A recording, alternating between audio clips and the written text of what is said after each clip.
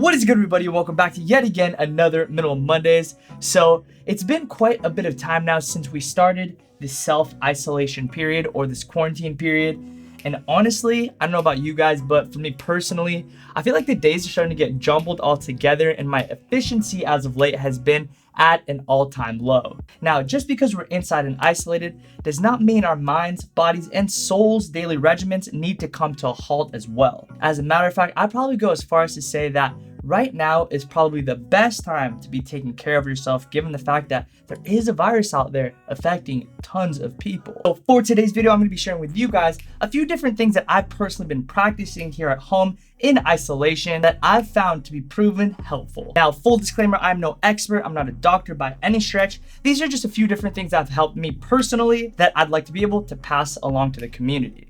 Alright guys, so my first thing that I definitely highly suggest you guys start implementing into your daily routine is finding a time to intentionally work out or be active at some capacity.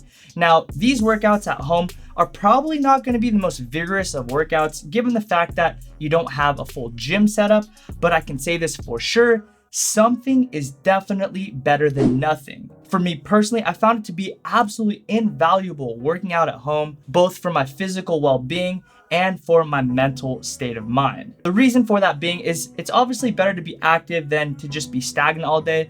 But amongst all things, when you get your body moving and your blood flowing, your brain starts to release endorphins, which is the happy hormone, which actually powers me throughout the rest of my day. It sets a precedent for my entire day, which enables me to be that much more efficient, which is why I suggest starting your day out with somewhat of a workout. This is a great way to start your day and to start your regimen to get into a regular routine. For me personally, I found YouTube to be insanely clutch. There's so many different home workouts and tutorials. Another really great free resource out there is the Nike app, or more specifically, the Nike Training Club app, which offers a ton of different workouts for doing at home. Now, with that to say, you can absolutely get creative on your own and make up your own workouts. There's no rules to working out as long as you're engaging your body. For me personally, I have this really big water jug and it weighs like 45 pounds.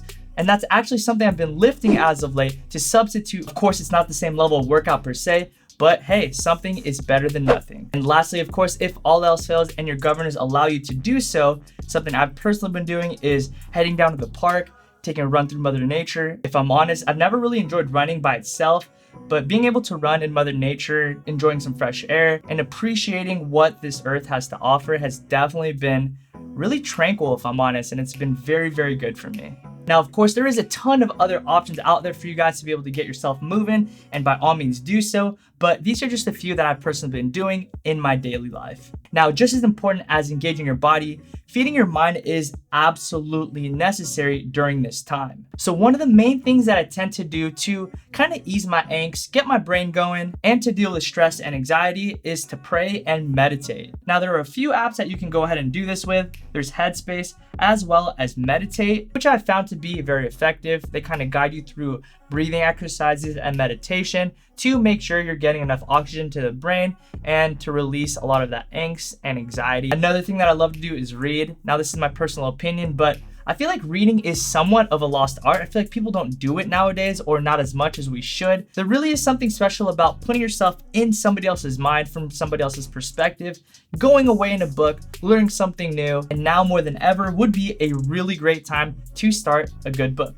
Now, for those of you guys who don't like to read, go ahead and get creative. Have you ever wanted to learn an instrument? Now would be a really great time to do so and engage your mind doing so. I know a huge passion for this community is clothing. Go ahead and do some DIYs. I personally have done 2 DIY videos, both of which will be linked down below. There are countless activities that you can personally do, like journaling, coloring, art, math, anything under the sun. You can do anything to stimulate your brain, but just go ahead and get your brain going. Take a break from the internet, take a break from social media, take a break from chilling on the couch and watching Netflix, because once again, there's a time and place for that, but we are doing ourselves no favors by remaining in a totally monotonous and vegetative state. All right, guys, so the last thing that I suggest for self-care is to isolate together.